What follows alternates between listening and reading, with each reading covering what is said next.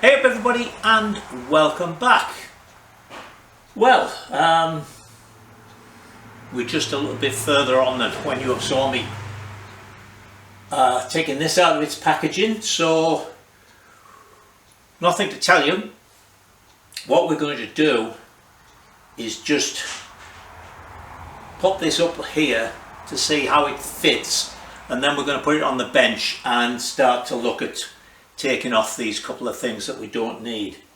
The only thing I've noticed having a quick look at it is the bottom is flat, and funnily enough it's got threaded mounting points for if it's a static engine, I guess. So I think I can bolt that directly to the skid plate.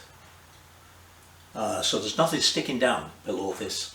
And the other thing is I had a quick measure, and the gearbox shaft with the sprocket on is only about 4 inches from the bottom of the engine, and it's about 3 inches from the swinging arm spindle to the bottom of the frame. So we're going to be in good shape, I think. So as I say, nothing else to say. Let's put it over here and see what it looks like in the frame. Well, looking good already. As I say, the bottom is flat.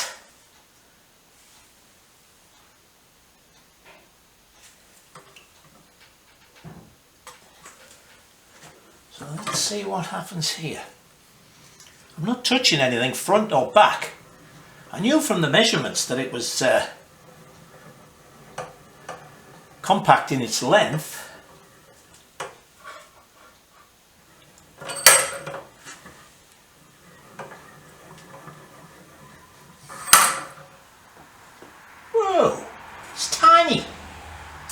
Teeny tiny. Well, what have I done with the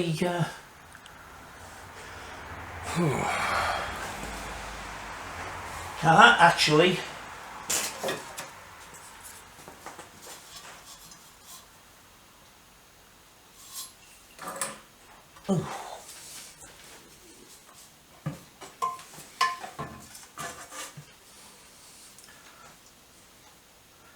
that is sitting flat on its mounting now.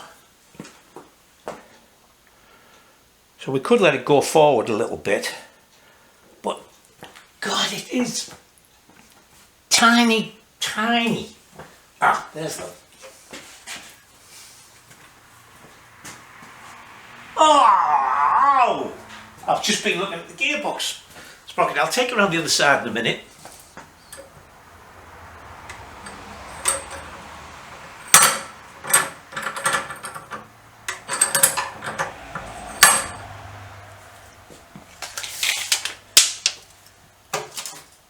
That's 13 inches. I don't know whether it's supposed to be absolutely vertical. Whoa. Let me take you around the other side. Right.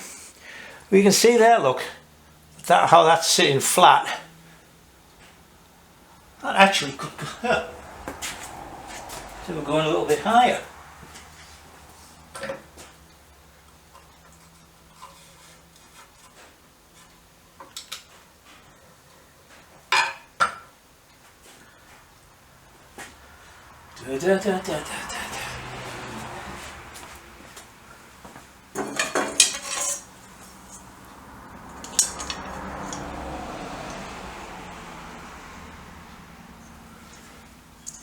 It's about level with that.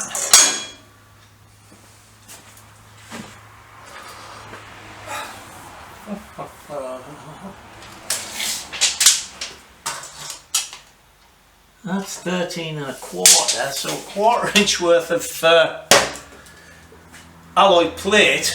We'll make it a 1/4 inch, not 3/16, and make sure the bottom, because we know this frame now isn't noted for being particularly rigid. Let's say there and there, look, are the rear mountings.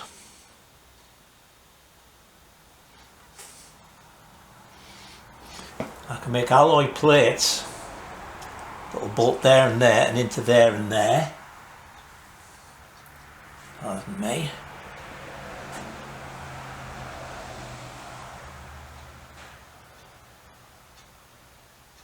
Do you know what? Hang on, let me move you a bit. I'm half thinking at the front here, look. We'll take a mounting off there. And then one off there. Rather than making...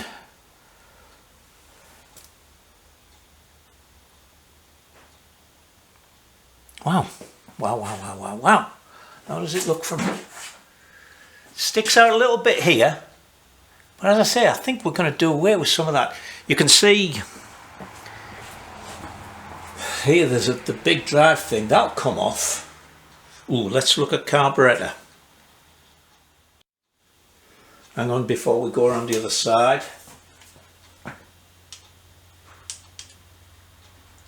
That's 3 inches. I don't believe that. That is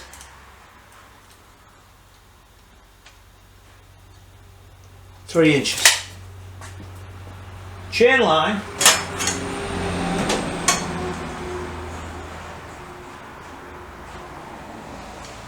Is almost spot on. In fact, that needs to... Hang on, let me bring this round again.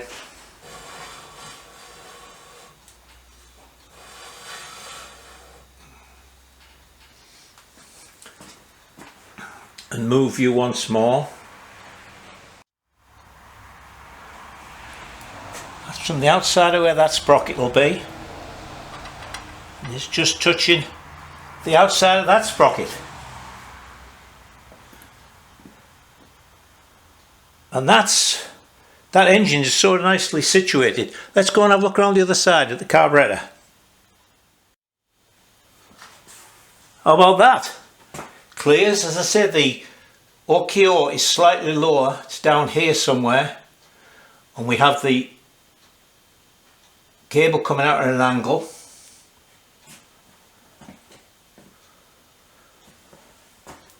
Straight into an airbox here. Exhaust going out through there because there's no oil tank.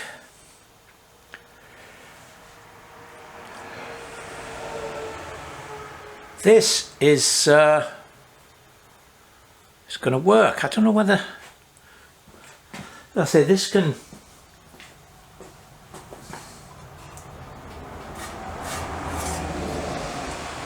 go like that a little bit. I think that would be alright like that.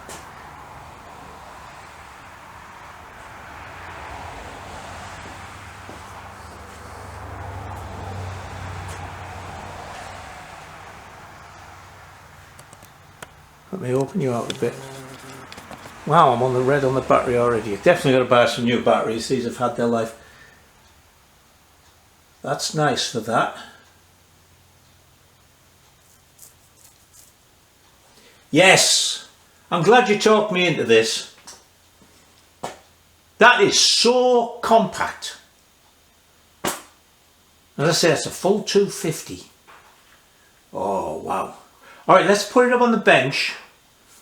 See about taking the starter motor and that off. See what happens then. So the first thing to notice, as I say, look, is it's got tapped holes there. Wow. Let's have a look at taking off this starter motor and stuff. Alright, this actually came with a piece to go on there as well. That feels decidedly sort of pot metal-y. So let's hope the alloy on the rest of it is a bit better. Okay, so this says electric start here. Let's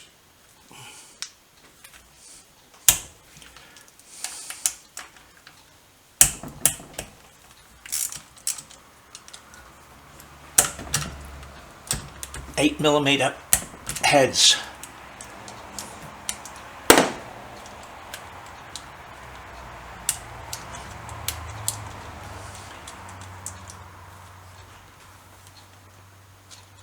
Well, that looks as if there's the clutch in this side.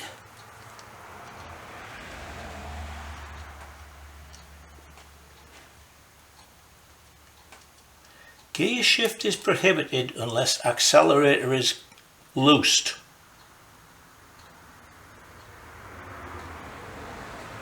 Whatever that means. It looks as... I don't know what's in here.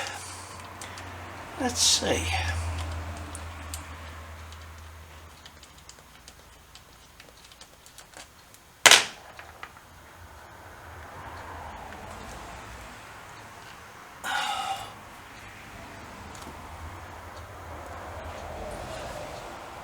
What doesn't want to come off there? It's not touching, there's definitely only... Hang on. It was just a nice tight fitting O-ring. So there's the drive. That one is off this. That one drives that, which drives down here. So let me take the starter motor off.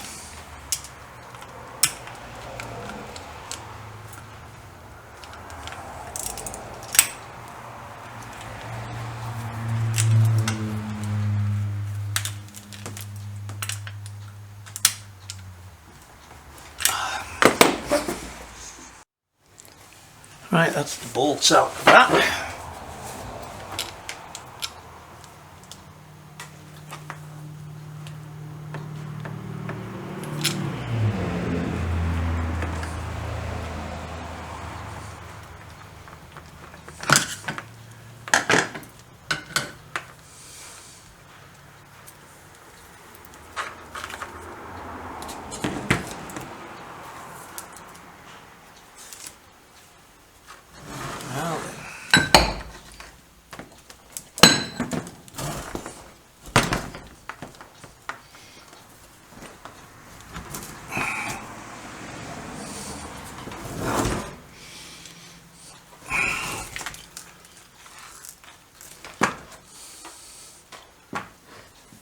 We found something to rest this on.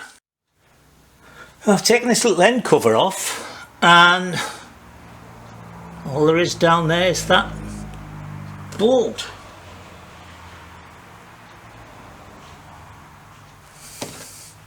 Very strange. As I say, this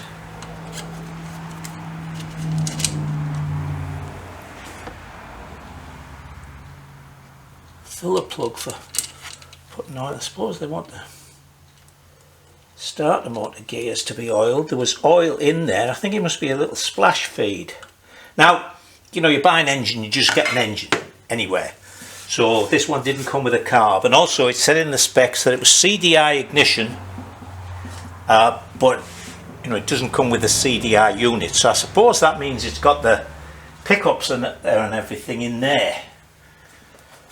So I don't know whether to just take this off and run the risk that there's some oil in there. We'll put a cloth under. We'll get a long extension for that. That's not a long extension, that's a long extension.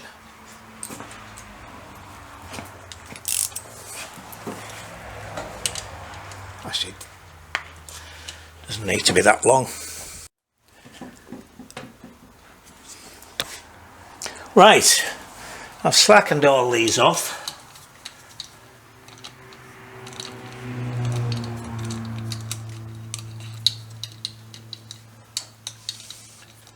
Now is when I could do with one of those 1/8 inch power driver things, isn't it? I might invest in one of them. And you've got lots of these to take out. That's when I suppose they're really helpful.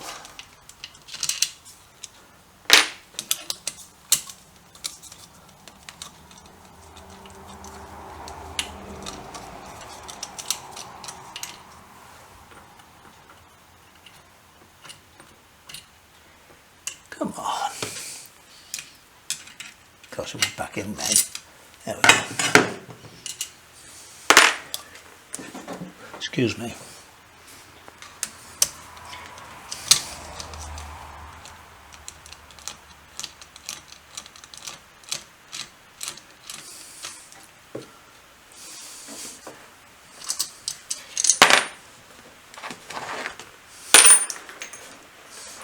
Excuse me again.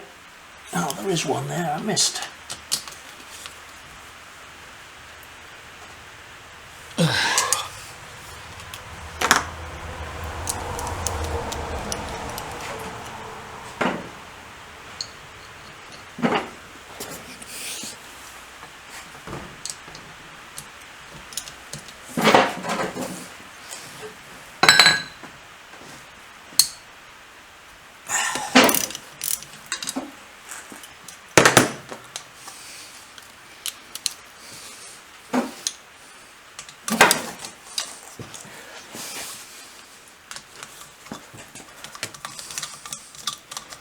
You should have just turned you off so you didn't have to sit around waiting for this, shouldn't I? Never mind. Right, now we'll see if there's any oil in there.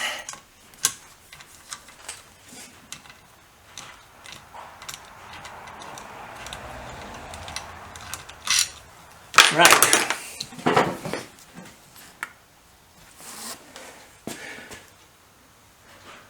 Oh, look at that. There's a little hidden one in there. If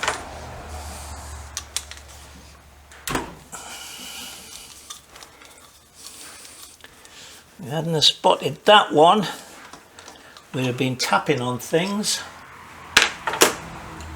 There we go.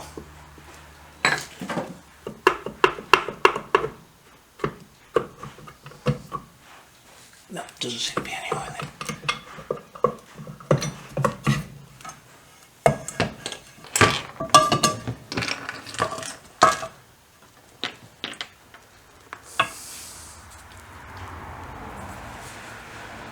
All right. I got a feeling that that up there could be the kickstart as well as the... No, it's not. No, that's just driving that. So, what have we got here? Well, got a magnet on there, look. And we've got a pickup.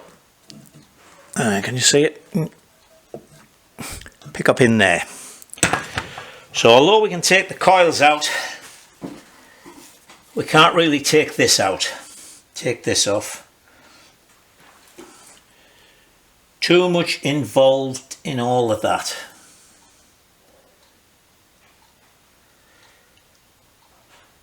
It's not that particularly wide. We've got an extra fly. I tell you what, this gives us the option of weighting the flywheel. Look, all that empty space. I could make a piece that fitted in there, even sweated in.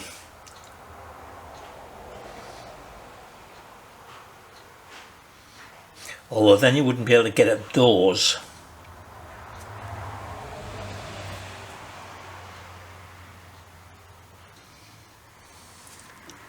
But I mean, this could be drilled,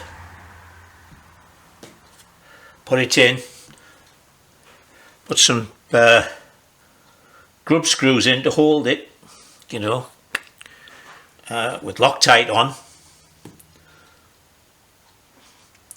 Do it in the mill so we have exactly 4 holes the same, so there's no change in the balance.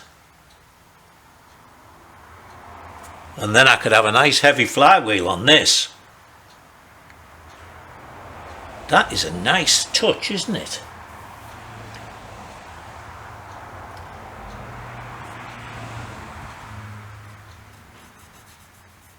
You know, that inside piece there is actually a piece of light sheet steel. I wonder why that is.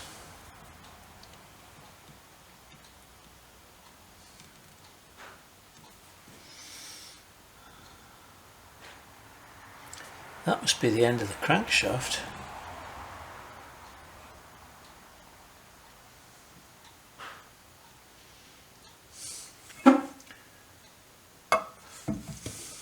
That's nice, the end of this thing a little needle bearing in there for it to run in.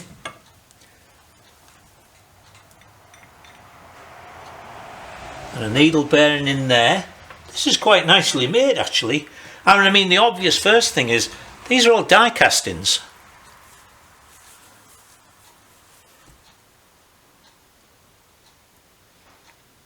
I wonder what that is.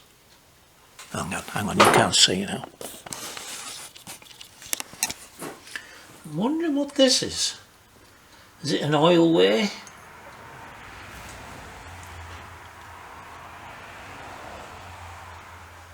This is definitely a pushrod engine, because there isn't enough height, I don't think. Hang on, let me take this top off so I can have a look in here. Yes, it's a pushrod engine. That is an absolutely beautifully machined surface there. And look at this. O-ring. Well, rubber seal, not a gasket. The only thing I don't like is the bolt that goes through to hold the rocker on. There's actually a blob of weld on it. But it's got through bolts to hold the cylinder down. All this is nicely on. This is very nicely made, do you know that? Alright, let me put this, I'm going to put this back on. Take the electrics out of the inside of there. Got to sort out which wiring is which for the... There are a set of wires that actually go... Oh, I have to keep moving you around again. Hang on, hold your seats.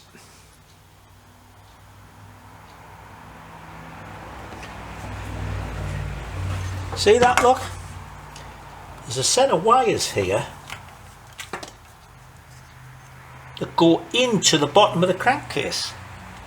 It's a whole bunch of wires. There's about 5 wires, so it's not sort of a neutral switch. Well, in fact, 6 wires. Yeah, 6 wires. Now, what the hell are they for? There's the generator wires.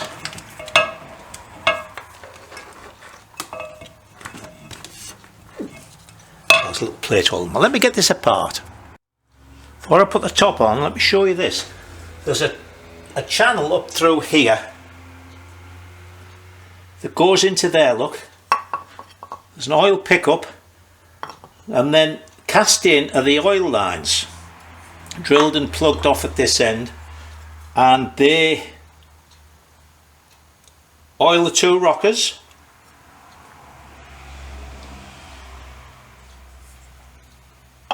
I rather like this engine.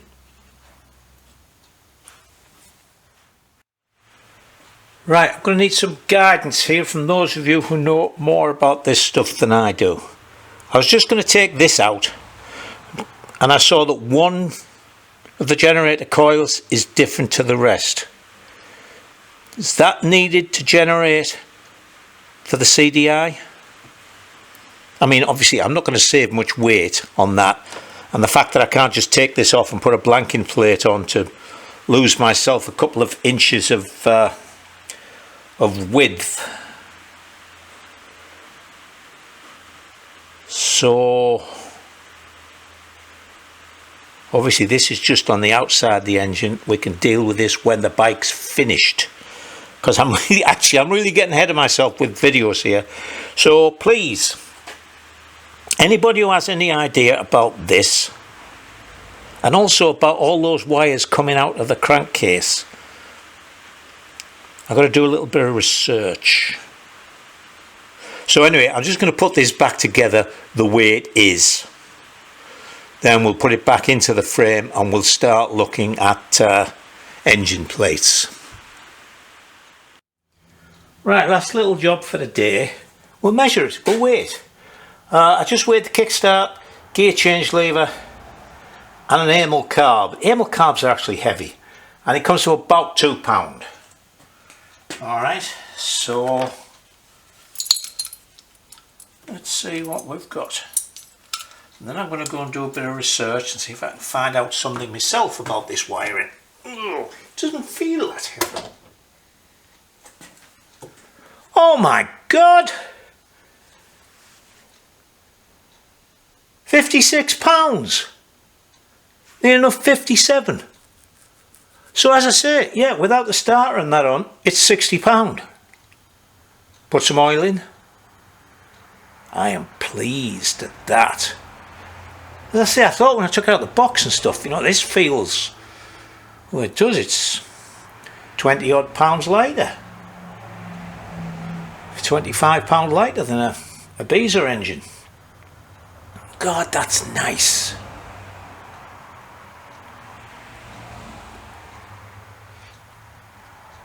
£58. So that's, I say, £25 less than a Beezer engine, and if we're getting round about £210 for a bike with a Beezer engine in, that's £185. Bloody hell. That would be nice, as long as the engine runs nicely. Okay, that's it for today. Right, so this 167 FMM seems to be a sort of standard engine, because when I just plugged that into Google, it came up with a bunch of stuff, including some wiring diagrams and a couple of threads of people asking questions. One guy was asking about this, and apparently it's a gear position indicator. The inside of this plastic thing has got, just like this little diagram on the side, has got a row of connections, so there must be a rotary switch inside there. The strangest thing about the thread was, fella asked what it was, somebody answered, so the fella said, oh great, I can just do without it.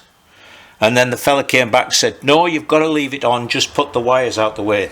So I don't know if he meant you have to leave it on if you've got a full wiring harness or what, I don't know.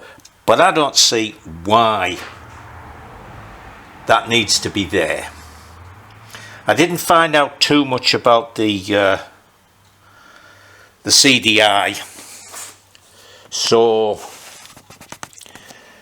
don't know about this. I'd really like to be able to slim this down. I'd like to be able to hang on, let's take it back a bit more. Cut this thing off as well, and just weld a piece of alloy in there.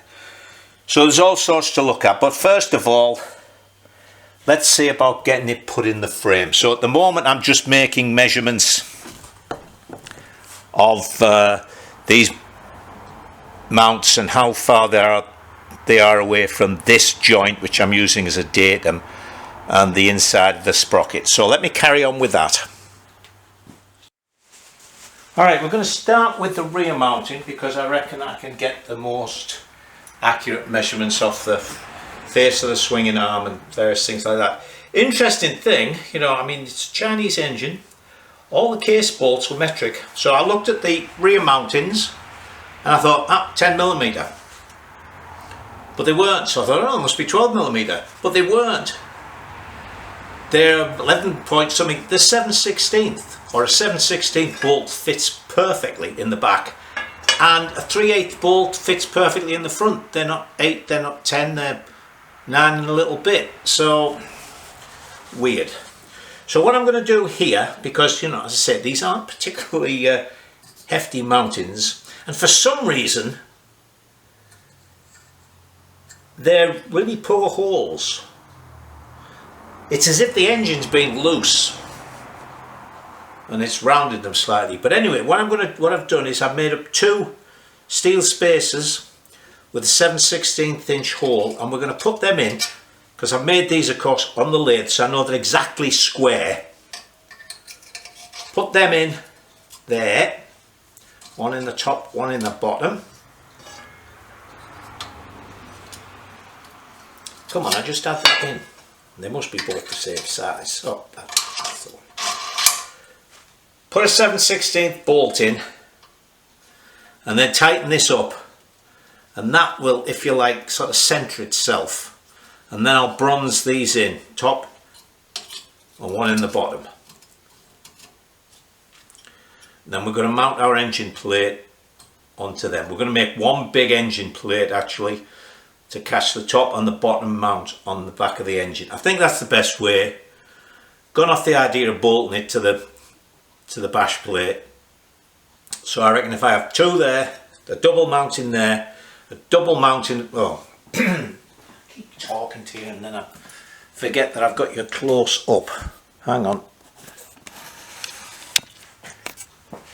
And I'm going to swivel you. Hold on, there you go. And there's two mountings here, so top and bottom, we'll get them done. And then we'll just make a nice mounting at the top, on the top tube, to go to that one on the cylinder head, which is very like the Royal Enfield one actually. So I would say sort of 4 mountings in there would make that not only very strong, but it'll make this bottom rigid, even more so than if it was just sort of one here, one there and one at the bottom. Having it like that, sort of boxed in both ends, should make the whole thing very rigid. And then just one at the top for torque reactions and things like that. So let me bring the welder over, get these in. Of course, the only 7/16 bolts, I've got a great big long one, so I've got, well, they're not long enough to use, I don't think. Hold on. No, they're not long enough to use. But I'll need to put a spacer on to clamp it up. Alright, so let me get that done. Right, so that's them bronzed into there. Later on I can get in and do all the rest, and don't worry, we'll treat the rust. Might even get... Actually, I've got a little handheld sandblaster. I can get a bag of black diamond and just do the bad bits out the back. Alright, so let me check my measurements. Alright, so it's a good job I've already got grey hairs, or what little hair I've got. There must have been a little bit of a bulge on the back of the Bultaco engine, because they've actually put a dent, that looks to me as if it was made specifically, in the back here. So of course all they've done is bashed it in, which has widened the tube slightly. So you can actually feel it here. These two pieces of plate are fractionally wider than those two pieces. But when I measured the inside, they're both 1 1/4. But if I run a straight edge down that, there's about a 1/16 of a gap on both sides. So I've just measured up, and on this side, on the drive side, I want a spacer at the top that's 15/16, and I want a spacer at the bottom that's 1 inch. So I haven't calculated the other side yet. So actually the other side's going to be easy to do, because it's just that 15/16 plus this deducted from the total width of the rear mount on the engine. So I've got some 1/4 inch alloy. What we're going to do is put the engine over here and make up a template for our rear engine plates. As I say, I think if I get the rear engine plate in, get it all fastened up tight, then I can start taking some chain lines and use the side of the engine, take that generator case off, so we've got nice machine faces to check that things are vertical and in line. At least that's the plan.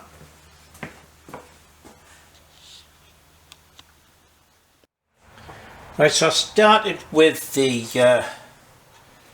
templates, because they're not the same both sides. We're going to fit that way and just left plenty over this side to do there, and then this one fits on there. Okay, so let's go and pop the engine in. Right, we'll get this made. Then actually we're going to come to a halt, of course, because I don't have any bolts long enough to bolt it up. But right, so this actually wants cutting off.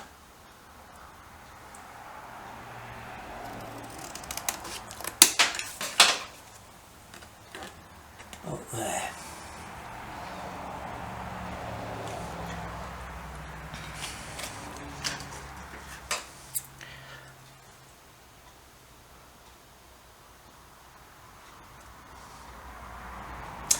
think what I'll do is stand this on something so I've got a little bit more. Oh well, of course. Yeah, let me do that, hold on. I think that's better. I don't like it to be too thin around the bolt holes.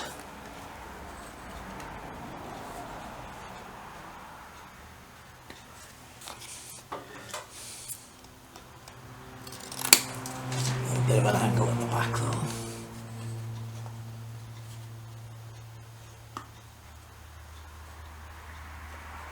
I made that a little bit too close, haven't I? Let's just take a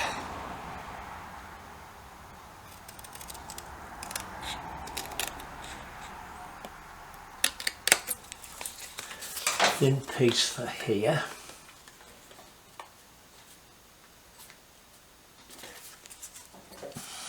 Give myself a little bit more room around there.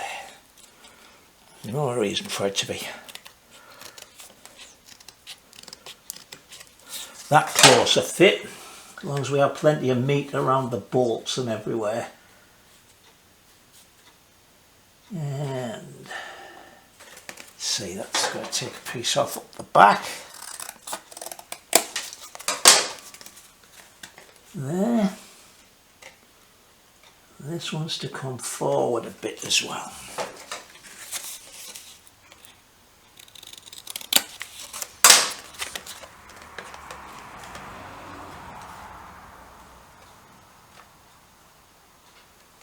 Hang on. I have a couple of bolts, but of course they're not long enough. But they will put it. Right, so that's going to go in there like that. Now we can mark through those holes. Got some holes for the other bolts to go through. Okay, hold on, let me do that and cut a couple of holes. Well, turns out I've only got 3 7/32 bolts anyway. So we'll put one in there, one in there,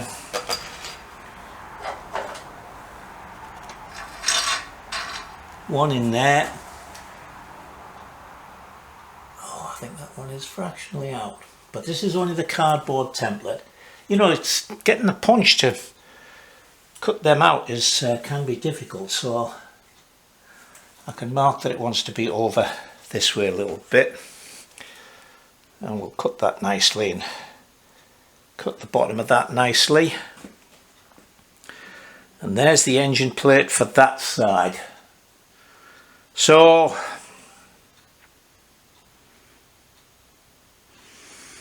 I'll put holes in the other side, and then let's see, I've got to order some bolts. I've measured how long they are, so I'll get them ordered and they'll be here tomorrow, which will be Friday. So, but actually, as I say, I'm ahead of myself, so no, we'll get this job done, get this bolted in nice and tight, and then we can maybe, yeah, work the front one. Actually, there's a lot of space at the front.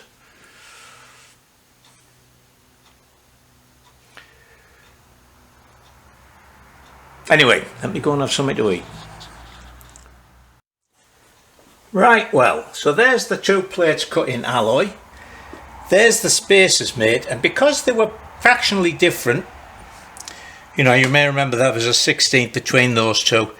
I've actually stamped them all. So that's bottom right, that's top right, top left, bottom left.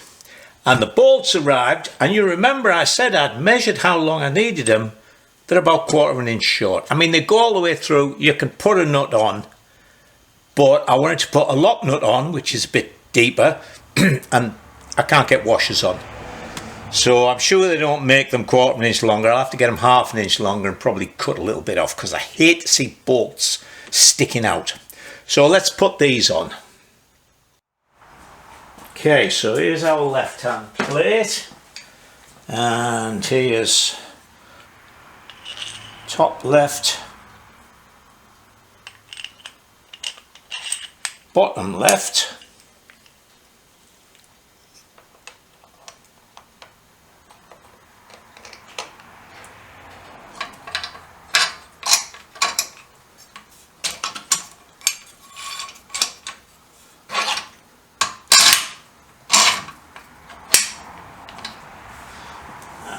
go around the other side, and we'll put on bottom right, top right,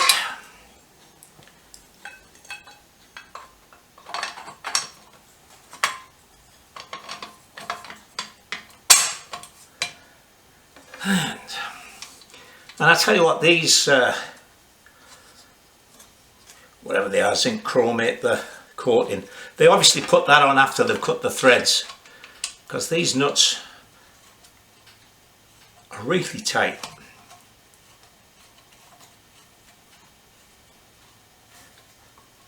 God, that one's very tight. Well, I say very tight, but I'm still putting it on with my fingers.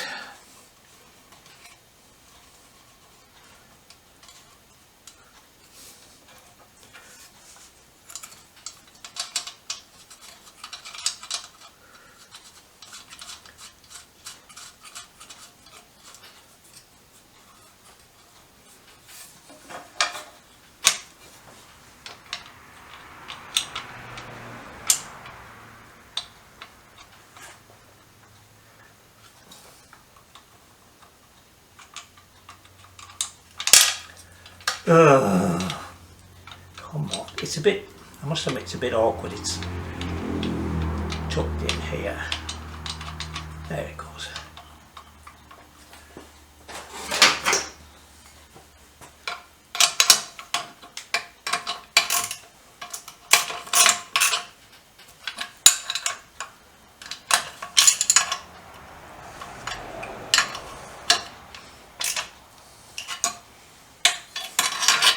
Now, of course, I can't really.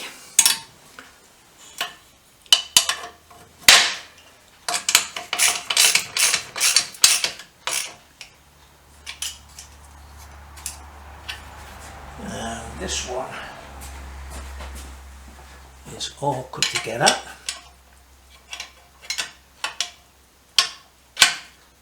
Put that on. Like that.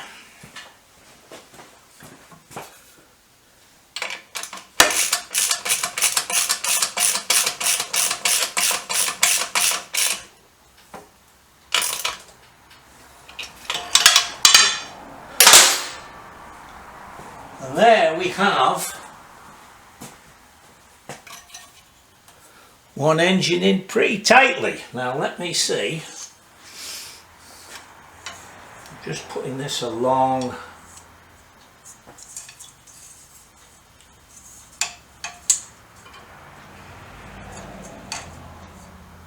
That's on the that's touching sort of the hub, so the inside of this is the inside of the sprocket. God, that's spot on. Do you know that?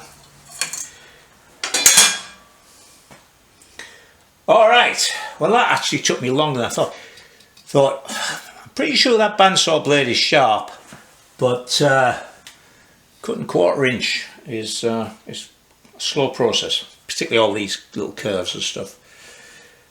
So that's going to be it for the day, and we'll see how much video I've gotten. Next thing to have a go at is the front engine mounting plates. Right, so I think we're going to have enough time to do these front mountings. Strange thing with the front mounting was there was a little ridge in here. When I went to put a 3/8 inch bolt in, it would go in from both ends but not go through the middle.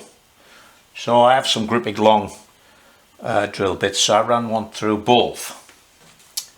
So I didn't show you this bit because there's going to be a fair amount of other stuff involved.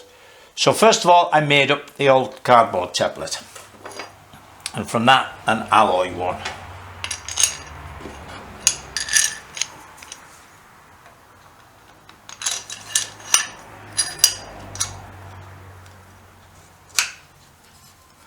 these bolts are long enough, I think, just right. Okay, so that's going to go in like that. Now we need a mounting on the frame for it to go to. So let me take you around the other side. Now my first thought was I was going to make a mounting on this plate, but actually it doesn't go down that far. So what we need is, I want two, so there'll be one up there and one down there. So we'll mount it on here. So what I'm thinking of doing is a piece of plate like that on both sides with a piece in the middle so they won't crush up. So what I'll do is I'll make that,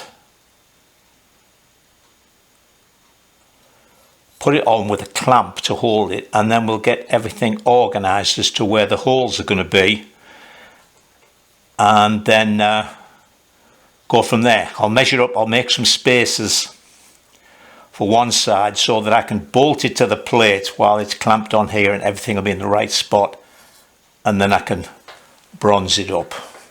So I think 8 will be ample for that. So let me actually we'll make another cardboard template. Might be able to use, this is sort of the first cardboard template I made for the other side, but wasn't quite right, but it's about right for this side, so I can use it for there. It just needs to come out bigger. So that, yeah, I'll need a new piece of cardboard. Whoa, the expense. Right, so there's our cardboard template. It'll go there like that. Okay. So I need to cut 2 of these out in 1/8 inch, and then 2 pieces of, we'll use half inch tube which has 16th inch wall, is a 3/8 hole through the center, so that's nice and easy. I'll just measure this a little more exactly, and then cut 2 pieces of tube the same length as the diameter of that, and then we'll weld them in there, put it on there, clamp it up, and we can see what we're doing. Alright, so let me go and cut some 1/8 inch plate. Actually, I've got some 4-inch wide strip. Let's go and look at that. So here's the material. Yeah, I can nicely cut that with a, it's a pity it wasn't. Yeah, I can. That'll work. That makes it a lot easier. I'll just make the top a little different. So we'll cut that, and as I say, this is 1/2 inch tube, and a 3/8 bolt fits in perfectly. So let me cut 2 of these out and cut 2 lengths of that, and then we'll bolt them together to hold them up and bronze them. Right, I'm going to try and do this right this time. So I've tack welded the ends, so the 2 pieces are going to get drilled and shaped exactly the same.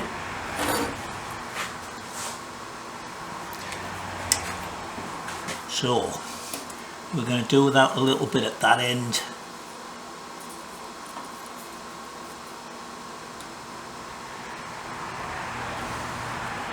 Looks to be the centre to me. I watch these people on YouTube and they mark the centre like that and pop it, and it's always spot on.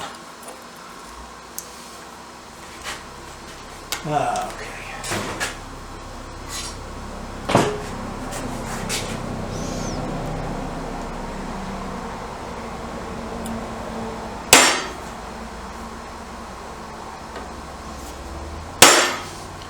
It's all right.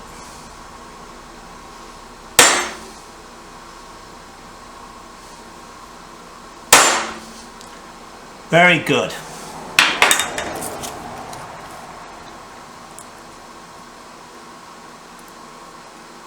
Yeah, I think that'll work. Alright, let me go and drill 2 holes in, and then I'll mark this and shape it, and then we'll split them apart. Alright, so there they are, shaped up, drilled. All I got to do is split them apart now. Okay? Right, so now's the next stage. measured the front down tube and cut those 1/2 inch tubes to the length to equal that diameter. I did these in the lathe, used the cut-off tool to make sure the ends were completely square. So what I've put a couple of bolts in to hold it all together. I'm going to bronze these in, and then we'll take the bolts out and we'll put that on the frame, and then we can move on from there. Right, so I bolted that plate up tight so it's in the right place. I've done my bronzing inside there. So that is going to go on there. Oh, that's a bit tight.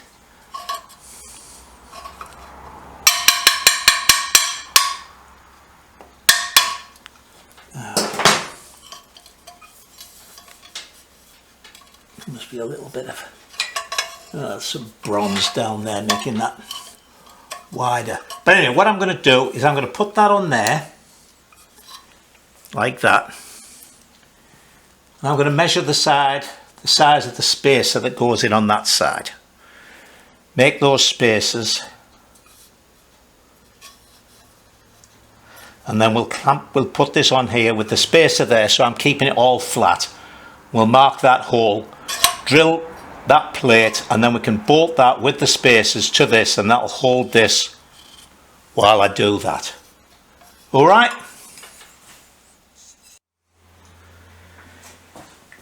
Now I've got this on where I want it. I've got spacers in on the other side, so the engine's right, and this is clamped from the plate, from the actual alloy engine plate to here. So that's all exactly where it's going to be. So now I can do two things. I can not only tack this in place, but I can mark that plate and get it drilled. All right. So actually, I don't know where today's gone. What I'm going to do is bring the welder over here. Yeah, we'll get that done, and then I've got to cut another engine plate for this side, put that on, and measure up the spacers to go here. Right, so that worked out nicely. Those holes were spot on. So I've got a bit of bronze top and bottom, both sides. I'll just switch this light off. I noticed looking at the old video, this engine really reflects the light. So I've got one more plate to cut for the other side and a couple of spacers, and then that's all bolted up. Now we'll see about making something for the head and then maybe the bash plate. And then I think we'll look at the carburetor. Okay, but that's enough for today. It's actually a nice day in amongst all the rain. So I'm going to take the greaser out and have a ride around my sections. So I will see you tomorrow. Alright, so I've made the plate on the other side, made the two spacers. So everything is bolted in. You'll wonder what that black line is. I'm just going to cut when I take them off. That doesn't look nice. I'm going to cut both sides, just take that sort of corner off. And just in case any of you were sitting there thinking, oh, I don't like those yellowy bolts. That coating just bead blasts off easily, and I also face the ends so they don't have the whatever that is, those three little marks and what have you cast into the heads. So that'll get done with all the bolts. They'll all look like that. Alright, so actually I think that's going to be it for this week. Got to do that head one next, I think. It's pretty wide. Oh, there's a little. We know this is 1 3/8. This is 1 7/8. So I'm thinking of doing this. If you remember, the Enfield head has a mounting exactly the same cast into it. The Enfield one is actually adjustable. It's almost like a turnbuckle thing. I'm thinking of, well, see, it's right up, it's a lot closer there. I'm thinking of making a thing to come back so it's out of the way of this. I mean, with the engine plates off, you can pop this in and out. But I think I'll just make a steady there. I don't know, I might leave that last. See where the carburetor goes and all sorts of stuff like that before I decide exactly how I've done that. I'd bought a 26mm carb. Excuse me if I'm repeating myself. Because I thought I was going to have the 300 BSA in here. I checked on Roger Annabelle's OKO site, and for the Honda 250s they're saying a 24mm, and I put a 24mm on the BSA 250s. So I phoned him up and I've got a 24mm coming. I've swapped it over, and he mentioned actually that for the Reflex, I think it was, the latest Honda TLRs, they actually had a 21mm, so we might go to that. Also, I ordered a stub to mount the carb, so I think what I'm going to do is make a new manifold for this, a stub one. And my friend Dick, super machinist, he put an OKO on the Ducati he's just built, and what he did actually was made up the manifold and he epoxied the carb into it, so it became a flange type bolt up. I might even do that because I want it a bit closer to help with the bottom end a bit. So anyway, that is all to come. So certainly next week we're going to do the bash plate, because I want to get that done and everything, because then the bash plate holds everything together a little bit if I need to take the engine back out. Alright, so I'd say that's it for this week. I've ordered a sprocket. I've ordered a 54 tooth sprocket, so if the numbers I've got for the ratios in here are right, that will be very good. 54 tooth. And what else have I ordered? Oh, I've ordered the RockShox, and what else? Oh, and I've ordered spokes, or at least I've got to phone Buchanan's now and ask them about spokes. Alright, so until I see you next week, you all stay safe and enjoy yourselves.